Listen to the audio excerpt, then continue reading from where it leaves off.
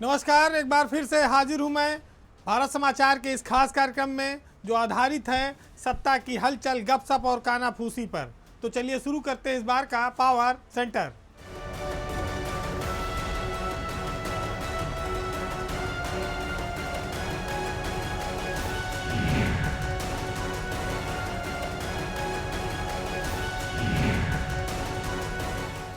इस दौर की सियासत का बस इतना सा फसाना है, बस्ती भी जलानी है, मातम भी मनाना है। उत्तर प्रदेश में चुनाव करीब है। जो विधायक बने हैं और जो बनने वाले हैं वो कैसे कैसे रंग दिखा रहे हैं, आज उन पर कुछ चर्चा हो जाए। बात यह आती है कि बसपा के 6 और भाजपा के 1 विधायक समाजवादी पार्टी में शामिल हो गए। तो समाजवादी पार्टी का 1 विधायक भाजपा में शामिल हो गया। विधायकों की इस अदला बदली को हम कभी भगदड़ कहते हैं, कभी बगावत कहते हैं, तो कभी हम अवसरवाद कहते हैं। लेकिन आप ये खुद सोचिए कि जब पिछली बार ये चुनाव लड़ रहे थे तो उन्हें ये जो कमल का फूल था, ये जो भगवा रंग था, ये देश में सर्वश्रेष्ठ लगता था। कुछ ऐसे साथी थे जिनको हाथी सर्वश्रेष्ठ लगता था, उसकी सवारी शानदार थी, उसके शान में वो रोज कसीदे पढ़ते थे। लेकिन 5 साल बीता, चुनाव सर पर है, अब उनको ये सारी बातें खटकने लगी, खराब लगने लगी। अब वो साइकिल उनको भा रही है, सबसे अच्छी सवारी लगती है।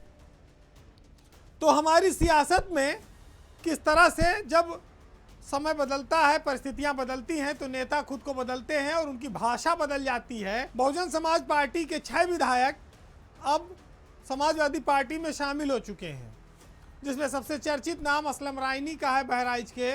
इसके अलावा हरगोविंद भार्गव, सुषमा पटेल, हाकिम लाल बिंद, हाजी असलम, मुर्तजा चौधरी, तमाम सारे लोग ये जो समाजवादी पार्टी में आ गए।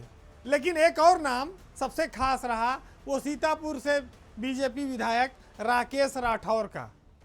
राकेश राठौर वो विधायक हैं जिन्होंने कोरोना काल में ताली थाली बजाने के अभियान को 3rd जेंडर से जोड़ दिया था। उनका ऑडियो पूरे देश में वायरल हुआ। उसी समय ये लग गया कि अब भाजपा इनको ज़्यादा महत्व नहीं देगी और अगले चुनाव में इन्हें अपना अलग ठिकाना खोजना होगा। समाजवादी पार्टी इस बात से खुश है कि उसने भाजपा के 1 विधायक को तोड़ दिया। बात ठीक थी, उनका कारबा बढ़ा, अखिलेश यादव के साथ 7 विधायकों ने पार्टी ज्वाइन की। लेकिन बीजेपी ने अपना हिसाब गाजीपुर में बराबर कर लिया। गाजीपुर से समाजवादी पार्टी के 2 बार से विधायक सैदपुर से सुभाष पासी वो भाजपा में शामिल हो गए। सुभाष पासी एक मजबूत विधायक माने जाते थे क्योंकि वो मुंबई में रहते हैं, उत्तर प्रदेश आकर राजनीति करते हैं। उनकी पत्नी को भी महिला सभा का राष्ट्रीय सचिव बना के रखा था समाजवादी पार्टी ने।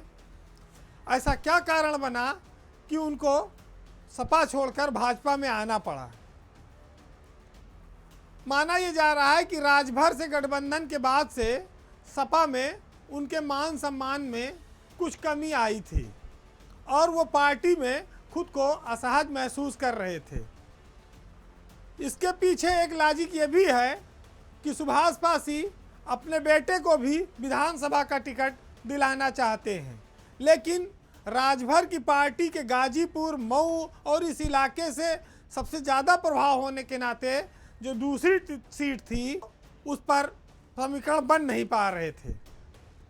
हालांकि सुभाष पासी सियासत अपने दम पर करते हैं, अपने पैसे से करते हैं। राजनीति उनके लिए पैसा कमाने का जरिया नहीं है। ये बात सपा के लोग भी जानते हैं और बीजेपी में जाने के बाद भी उनका जाना निश्चित ही समाजवादी पार्टी के लिए नुकसानदायक है। सियासत में आया राम गया राम चलता रहता है।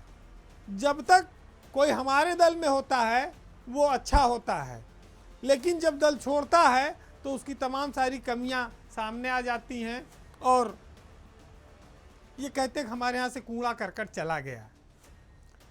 तो ये राजनीति की बड़ी विचित्रता है, बहुत सारी चीज़ें देखने को मिलती हैं, लेकिन चुनाव से पहले ये एक दल से दूसरे दल में दल बदल करना ये एक वानगी है, ये शुरुआत है। अभी कुछ दिनों में आप देखेंगे कि वाकई में भगदड़ मचेगी। यूपी की सियासत में ये कहा जाता है कि जो राजनीतिक लोग होते हैं ये बिना अपने फायदे के किसी को पापा भी नहीं कहते। यहाँ हर चीज़ नफ़ा और नुकसान से जुड़ी होती है। कई ऐसे मौके आते हैं कि जब विधायक अंतरात्मा की आवाज़ पर, अपनी पार्टी के नहीं, अपनी अंतरात्मा की आवाज़ पर विपक्ष के किसी प्रत्याशी को वोट दे देते हैं, तो वो पार्टी भी खुद को एहसान मानती है। लेकिन हर एहसान की एक कीमत होती है जिसे वक्त आने पर चुकाना पड़ता है। अब हम अगर 3 साल पीछे जाएं तो 2018 में जब राज्यसभा के चुनाव हुए थे तो बीजेपी ने ऐसे ही कई सारे विधायकों का एहसान लिया था, जिसकी कीमत अब इन विधानसभा चुनावों में उसे चुकानी है। जिन विपक्षी विधायकों ने पार्टी के निर्देश के बावजूद अंतरात्मा की आवाज़ पर बीजेपी को सपोर्ट किया था, अब सुनने में यह आ रहा है कि बीजेपी उन विधायकों का कर्जा उतारेगी। कैसे? उन्हें विधानसभा टिकट देकर। तो सबसे पहले अगर आप नाम देखें इसमें तो उन्नाव के पुरवा से बीएसपी के विधायक अनिल सिंह ने बीजेपी के पक्ष में मतदान किया और खुलेआम वो मुख्यमंत्री योगी आदित्यनाथ को अपना गुरु बताते हैं। इसी तरह राष्ट्रीय लोकदल एक ही विधानसभा में उनका कैंडिडेट जीता था, सहेंद्र रमाला, उसे भी बीजेपी ने तोड़ ताड़ के अपने मिला लिया। वो भी पार्टी के खिलाफ जाकर बीजेपी को राज्यसभा में वोट दे दिए तो लोकदल 0 हो गई उत्तर प्रदेश की विधानसभा में। तीसरा नाम आता है हरदोई से समाजवादी पार्टी के टिकट पर जीते नितिन अग्रवाल का। नितिन अग्रवाल नरेश अग्रवाल के पुत्र हैं। बीजेपी ने उनके पिता और उनकी अहमियत को देखते हुए उन्हें विधानसभा का उपाध्यक्ष बनाकर कैबिनेट मंत्री का दर्जा दिया, लाल बत्ती दी।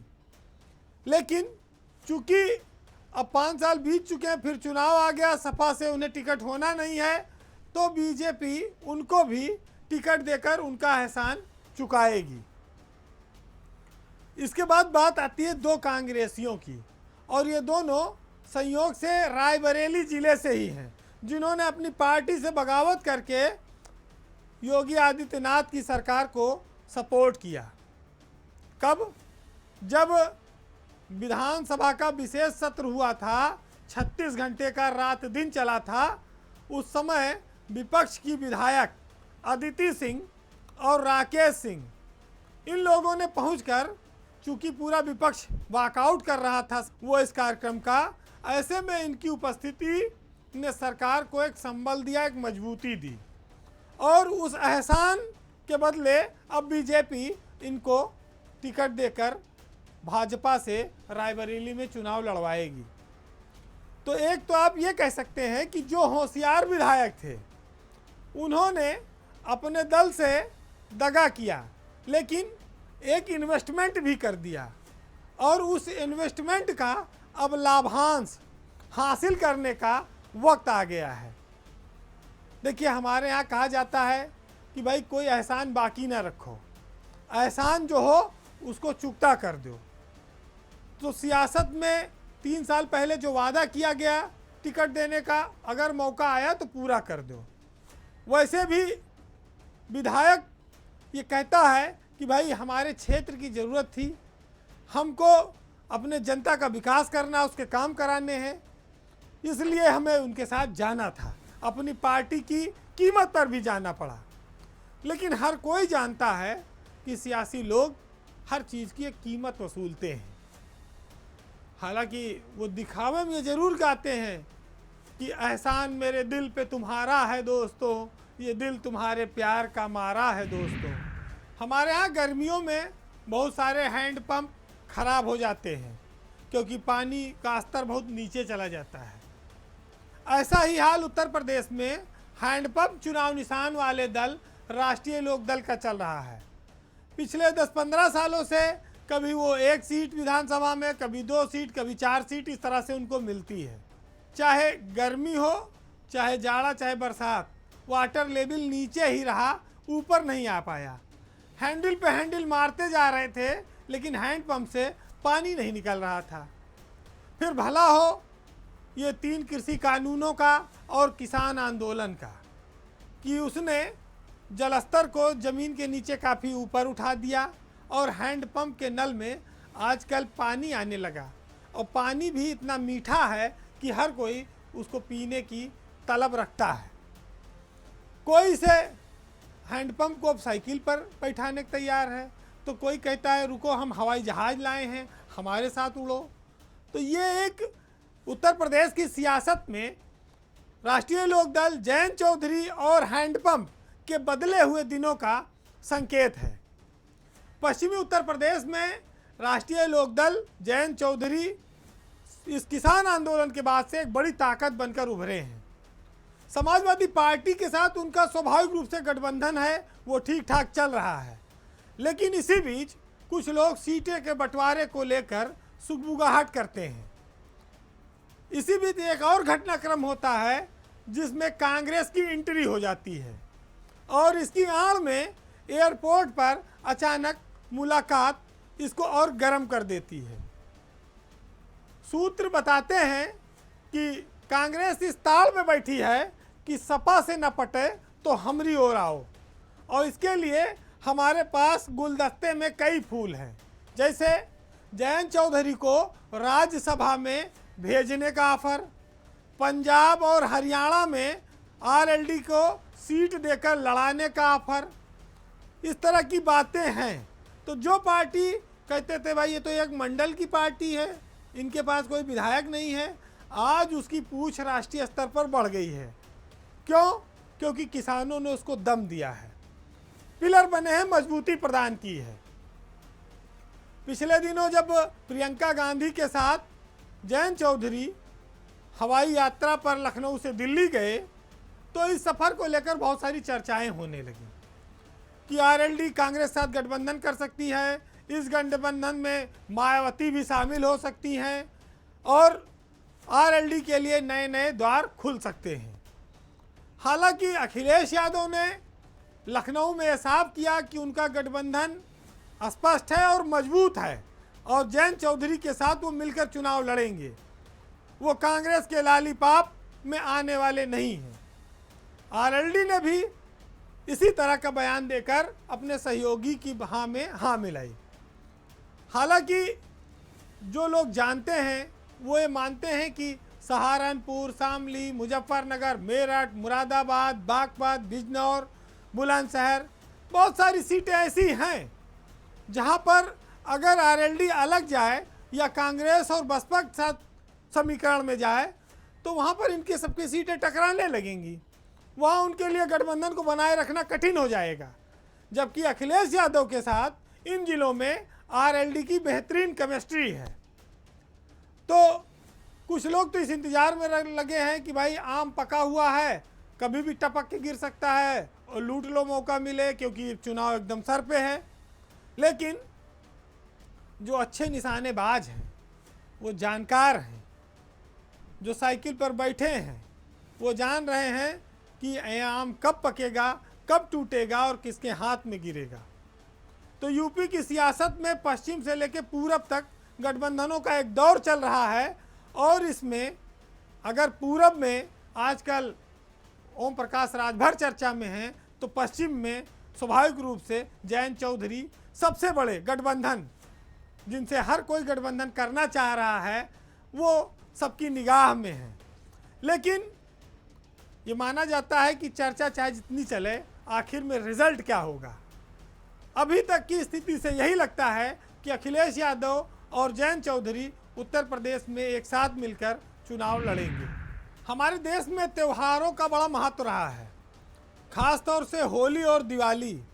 ये एक ऐसे त्यौहार हैं जो बहुत बड़े पैमाने पर पूरे देश में मनाए जाते हैं, और इस पर एक परंपरा रही है कि इन त्योहारों पर दुश्मन भी सब कुछ भूलकर एक दूसरे के गले मिल जाते हैं। तो कोरोना काल के बाद इस बार प्रदेश की दिवाली बहुत धूमधाम से मनाई गई। इस दिवाली की एक खासियत यह रही कि सैफई वाली दिवाली भी इसमें शामिल थी।